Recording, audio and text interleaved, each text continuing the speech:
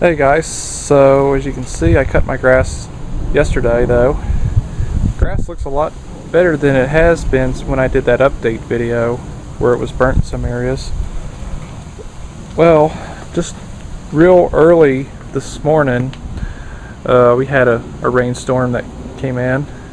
It rained quite a bit, and then we just had a bit more rain about maybe an hour or two ago.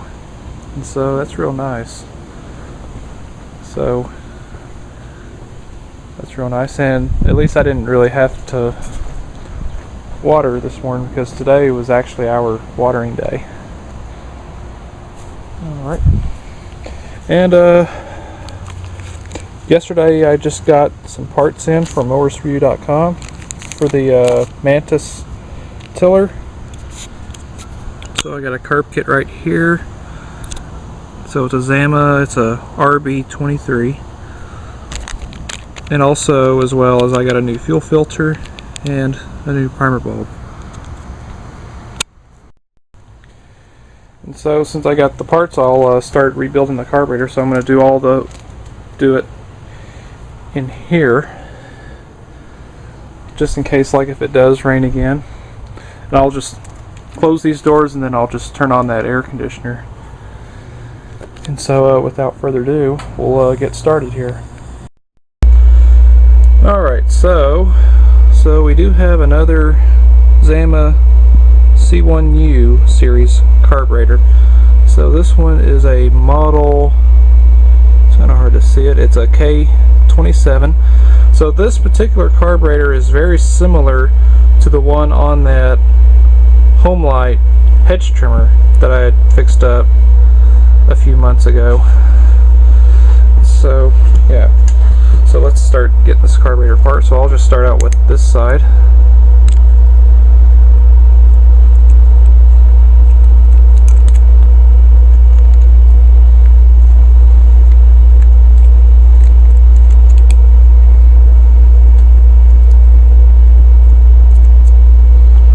Get those screws off.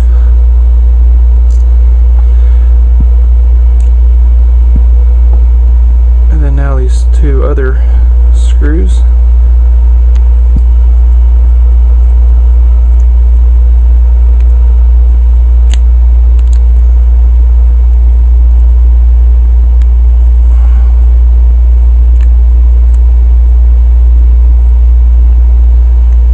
These screws are coming off and pretty much no problem.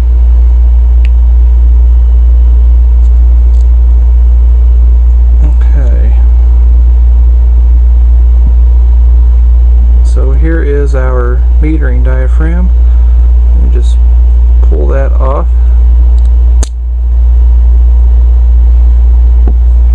So this diaphragm here, it's very stiff. There's got a little bit of dirt on it for some reason, but actually this carburetor doesn't really look all that dirty as compared to the one on the Homelight. This piece right here is actually not that dirty. So now we'll take off. Actually, let's get this metering lever off. Well, that screw is very stiff.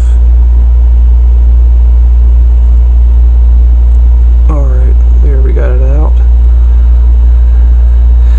Yeah, these parts feel very stiff, all gummy with old gas. So there's the lever there, our spring, needle. That needle is very varnicized.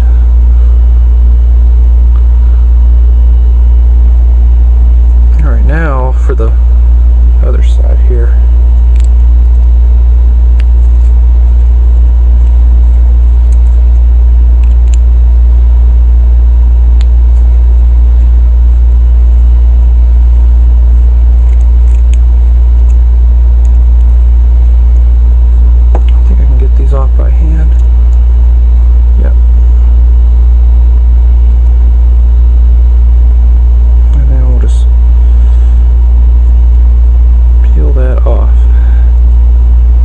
come off.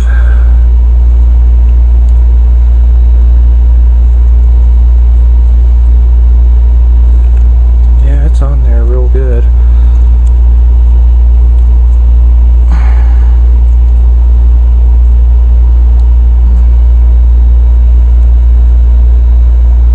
Okay, hang on a second. Alright, so I finally got that thing all broken loose, and boy, this is very, very dirty. It smells real bad. And here is our pump diaphragm, and look how varnished that diaphragm is.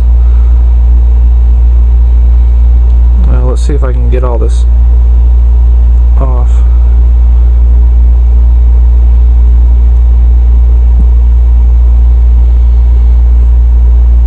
No, it's coming off. It's very stiff.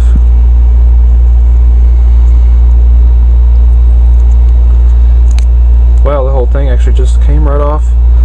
I was expecting it to break right off, just like on the one on the home light. And this area right here is very dirty, and also the little filter screen is missing. There's actually supposed to be a screen in there, and for some reason it's missing.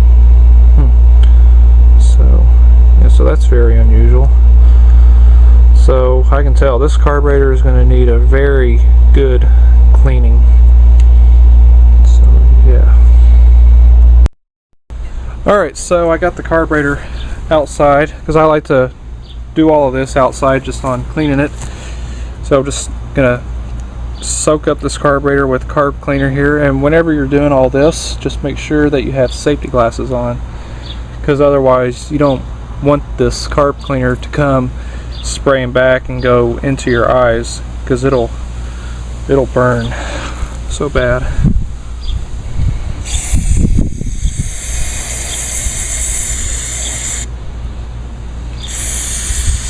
Spray all this up really good. And also, what I'll also do, I will remove these adjustment screws, and I'll give y'all one little quick tip. Whenever you do remove them, I like to remove just one of them at a time, because these screws will some will look different, but some won't. But usually on most of them, they'll look a little bit different. So that's why I like to remove them one at a time.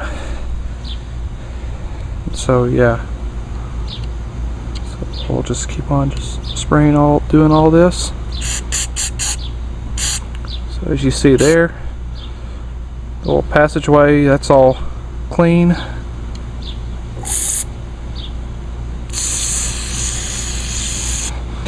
So I'll just keep on doing this, and then I'll let this carburetor sit for about maybe 30 minutes or an hour. And so yeah, so stay tuned for part 2.